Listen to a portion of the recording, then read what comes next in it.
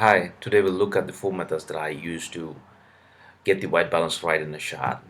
Usually I start with the white balance, then I move to the exposure on the second stage. This is a shot from Newman Fulham's shot in Panasonic GH with a V-log. And we will use our techniques to get the color cast out and get the white balance right in the shots. Let's dive into it. Let's go to color panel and we'll zoom in the shot and see what the shot is.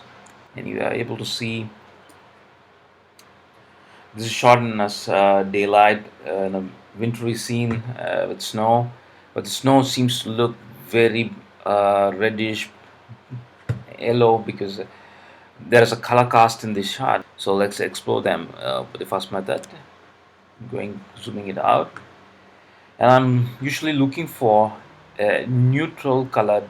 It could be a white snow or a cloud on a. If it's an outdoor cloudy scene, the cloud I know it needs to be in a white or a neutral color. I'm always looking for some color in the frame that it needs to be neutral, but which is not. So in this case, we have the snow, luckily, so we can use snow to get the white balance.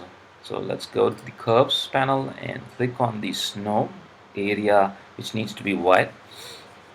Now as you can see, the red is higher than the luminance value of Y and the blue. So the idea is, like, when you get the red, green and blue at the same horizontal perpendicular line, then the shot is basically removed from the color cast. So let's try doing that, because we'll get the red and the blue, move down. I'm not changing the horizontal position of it, just the vertical position of it. I'm changing the green as well. So there you go, voila. This is your before with the color cast. It's done. It's as simple as that. It's the easiest way to get the white balance. That's the first method that I use. Reset the. We'll try to do it in a different method. So what's the second method? Again, using looking for a patch of the frame where we know that it needs to be white. So let's draw a power window and have the highlight selected. So remove that softness and we'll go to the snow area. Okay, so we know that this area needs to be white. So we'll go to the waveform, and when you see a waveform, it's usually set to this with the luminance. So switch it off so that you'll see the red, green and blue and a different positions. Theoretically, when it's white balance, a white area with all these three should be aligned together. That's the idea. So we'll try to achieve that by working on our primary wheels. So since the red is higher, I'm trying to move the red opposite of red. So green is aligned now. So still moving further. I'm doing it slowly. And the red and blue have combined together. So I'm now going to move the opposite direction of green, and voila, you get that. Because we are not even looking at the image right now, we are looking at the waveform. Well, I like to look at that. Now it looks white. We'll take the highlights off.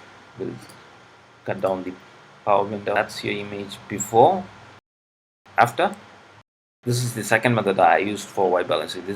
Then let's move on to the third method. So luckily we have a snow in this image, but what if I don't have any white reference point in my frame? What happens then? So how do I get the white balance then? So then there is a trick.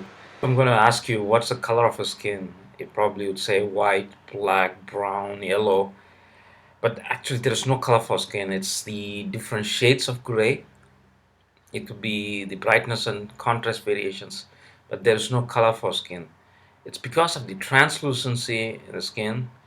The light gets reflected from the blood, so the color of the blood for all the human beings in the world is the same. So the color of skin is same.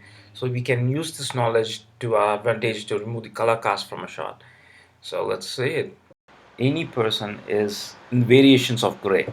So let's we'll talk about the vector scopes in another video, but for this video, just understand, go to the settings, and you have this control show skin tone indicator, and when you switch it on, it shows a line in the scope. It is the color of the blood.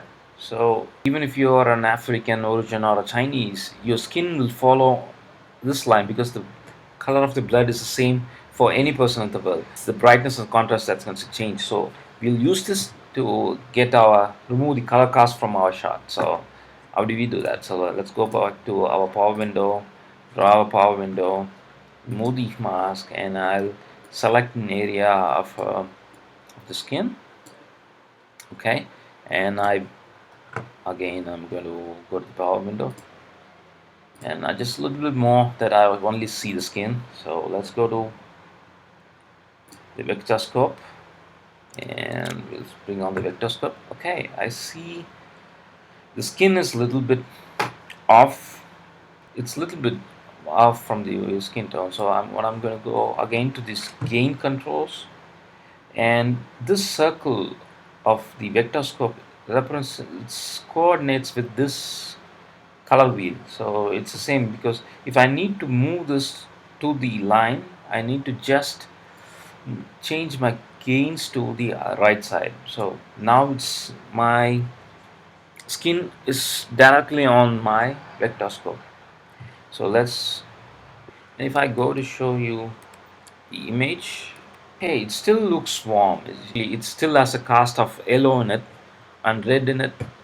So how do I get to the white balance that I need? So that's where the fourth method of white balancing comes in, and we'll add another node, and we'll get back Command Shift W will give you the graph. And if you look at the vector scope, you see a white blob. The white blob represents the color information in the image, and the vector scope is divided into four lines, because if you see the where the blob is the red spectrum, it represents to the primary wheel, color wheel. So, and the second one is the green spectrum, and the blue and the violet. So right now the blob tends to be in the red spectrum. If you theoretically, a white balance shot will have the blob in the center, where all the lines are intersecting. So if we could move the spectrum, the blob to the center, we would have a white balanced shot. So there's no perfect science in it. It depends on the elements in the shot as well, set colors and variables. But with experience, as you keep trying doing it, you get a feel for it. And right now we are not even looking at the image. We are trying to get the blob to the center, and voila, now the white balance should be done. So let's check the image. Okay, so we'll bring in the shot. That's your before and that's your after. Hope you learned new techniques from this video. We'll get back to you with more tutorials like this. Subscribe,